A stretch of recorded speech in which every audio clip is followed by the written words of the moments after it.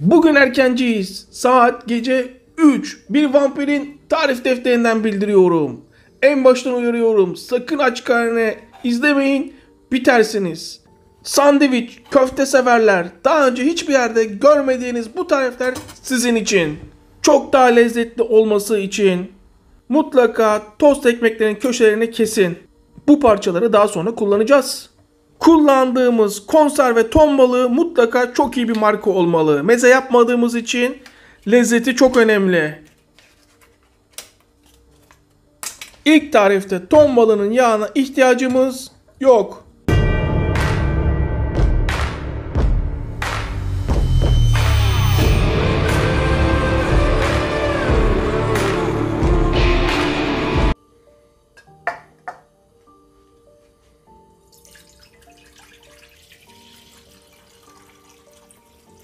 Yumurtaların çatlamaması için tuz,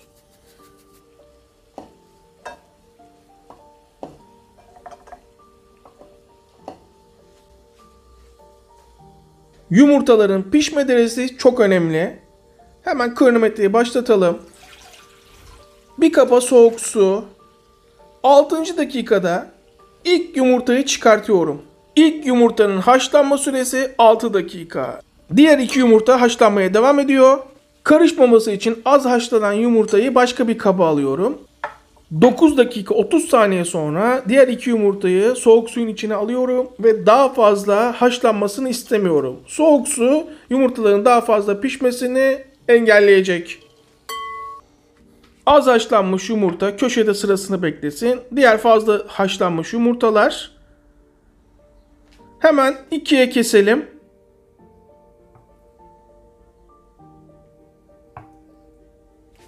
Burada yumurtalar pürüzsüz olmalı. Bunun için bir süzgeç ince telli. Spatula ile yumurtayı süzgecin içinde eziyorum. Bazen insan ben iyiyim dediğinde gözlerinin içine bakıp iyi değilsin biliyorum diyecek birine çok ihtiyaç duyar. Ama böyle birisi hiçbir zaman için karşına çıkmayacak. Boş hayallere kapılma. Tuz. Çay kaşığının ucuyla kırmızı toz biber. Mayonez.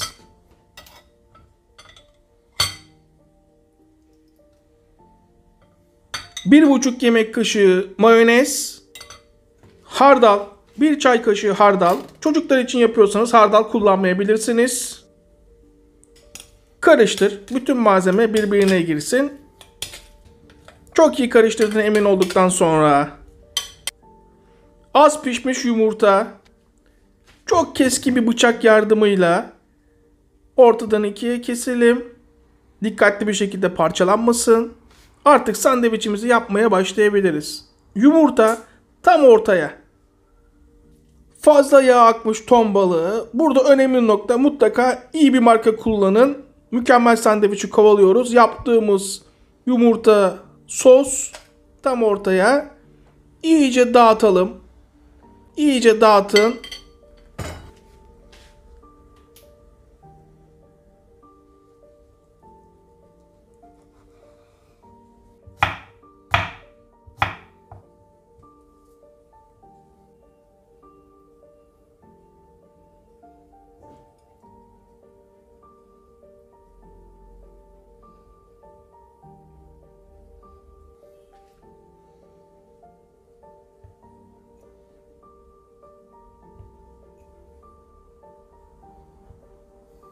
Kürdan sandviçlerin dağılmamasına yardımcı oluyor. Tadına bakmamak için kendimi zor tutuyorum. İstediğiniz şekilde servis yapabilirsiniz. İlk tarifimiz hazır. Hemen ikinci tarife geçelim. Tarif resmen Dardanelto'nun reklamı gibi oluyor ama alakası yok. Ama Niyazi Önen derse ki Koray kusura bakma bugüne kadar seni görmemişiz. Bugüne kadar yapılmamış tariflerle resmen Ar-Ge çalışması yapıyorsun. Alacağın teknede bizim de tuzumuz bulunsun. İlla bizim reklamları yap diyorsa Niyazi Önen beni bulsun. Niyazi Önen beni bul. Yorulduk bir kahve içelim. Burası mutfak. Kıracağız dökeceğiz. Ama buradaki önemli nokta is tadı veriyoruz esasında. İs tadı veriyoruz. Mutlaka bunu yapmalısınız. Kahve yapmayacak olanlar bile. Karıştır.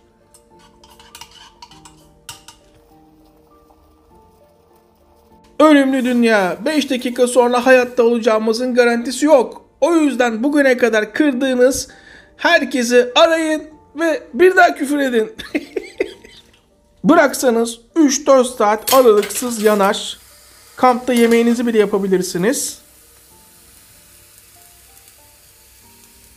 300 gram ton balığına ihtiyacınız var. Bu konserveler süzünce 90 gram. Yani toplam 180 gram ton balığı bu tarif için yeterli. 2 dal taze soğan. Ama tam tarifi yapmak isteyen işyerleri için tam gramını vereyim. 30 gram taze soğan.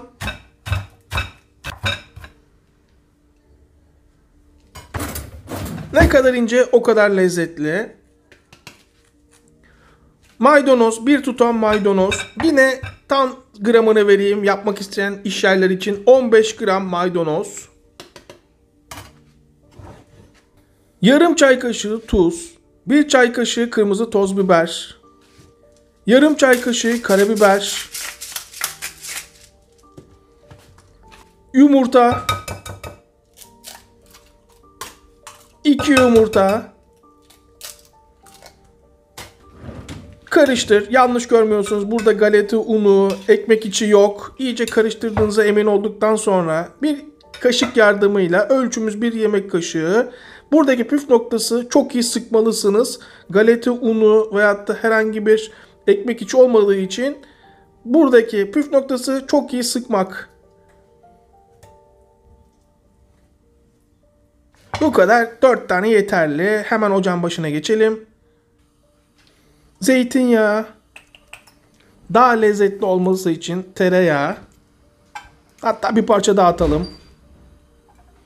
Yağ ısındığı anda en yüksek ateşteyiz, unutmayın. Köfteler tavaya. Köfteleri en yüksek ateşte ilk önce mühürledim. 1 dakika sonra altını kısıyorum ve içinin pişmesi için yavaş yavaş pişiriyorum. Yarım taze soğan. Yani bir dal soğanın yarısı ince ince kestikten sonra bir tutam maydanoz ince ince kes. Turşu, salatalık turşusu 4'e böl uzunlamasına.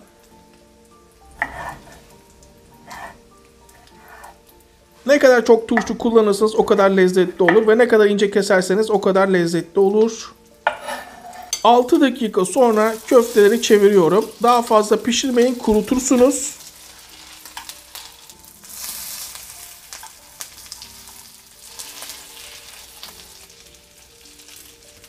Dip sos yapmaya devam edelim. Müthiş bir sos yapıyoruz. Süzme yoğurt 3 yemek kaşığı.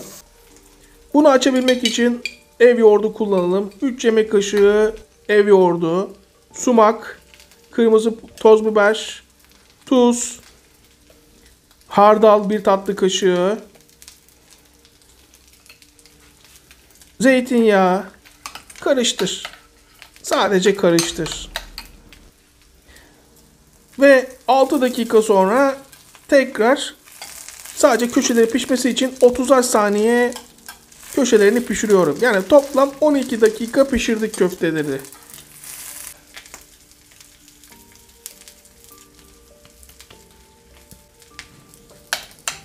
Karıştır, karıştır. Artık tabağımızı ayarlayabiliriz. Beğenirseniz böyle yapabilirsiniz. Tam ortaya dip sosumuz.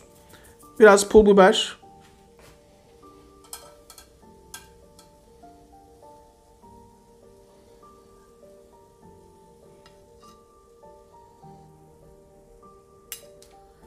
Biraz daha tereyağı. Bir parça daha. Ayırdığımız köşe tost ekmeklerinin köşelerini hatırlıyor musunuz? Şeker. 2 tutam şeker. Tuz. Ekmekler iyice kızardıktan sonra kekik. Ve tabağımıza dizelim. Görüntüyü beğeniyorsanız siz de böyle servis yapabilirsiniz. Bana sorarsanız müthiş gözüküyor. Ama bunu iş yerinde böyle servis yapamazsınız. Çok pahalıya gelir. İş yerleri için bu şekilde servis yapabilirsiniz. Bir kişi ise bir tane, 2 kişi ise 2 tane. Hem makul fiyatlı olmalı ama iş yerleri de kazanmalı. İsterseniz böyle servis yapabilirsiniz. Artık şunun bir tadına bakalım. İlk başta çatala matala girmeyelim. Şöyle herkes içini görsün. Pişti mi, pişmedi mi ya da nasıl pişti. Galeta unsuz. Dikkat edin.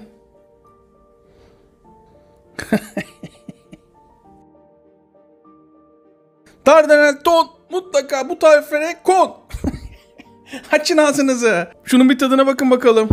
Ton balığından bu kadar lezzetli tarifler yapmak gerçekten zor. Kahve numarasını gördünüz değil mi? Nasıl is kokusu var biliyor musunuz? Sanki Texas smoke etleri gibi. Abartıyor zannedenler sadece denesin. Kahve yapmasa bile mutlaka o is tadını versin. Dardanel ton gerçekten tarifi ciddiye alıp şeflerine bunu yaptıracaksa mutlaka bu is tadı verilsin. Başka türlü isterlerse çağırsınlar beni. Nasıl yapacaklarını da gösteririm ama şefleri falan var zaten. Tekne alacağız. Beni kaçırma Dardanel ton. Bu tariflere kon. Hemen şöyle yiyeceksiniz bak. Ekmekler yandan.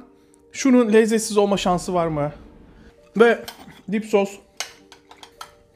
Şov.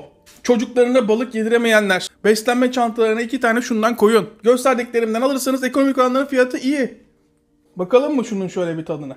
Şöyle bir görüntüsüne bakalım mı? Sağlıklı, ekonomik, bir o kadar da lezzetli bir tarif arıyorsanız buyurun. Bugüne kadar yediğiniz en iyi sandviçlerden bir tanesi olabilir. Açın ağzınızı, şöyle bir bakalım. Mutlaka bunu deneyin. Koray ne adamsın diyenleri duyar gibiyim. Dardanel tona da bulaştın. Esasında onların bize bulaşması lazım. Tekne alacağız. Bakın beni böyle yakalayamazsınız. Her gün zam geliyor, her gün zam geliyor. Yakalayabilmek için Dardanel ton. Beni bul. Dardanel ton beni bulsun. Hepimize sağlık. Tekrardan herkese selamlar.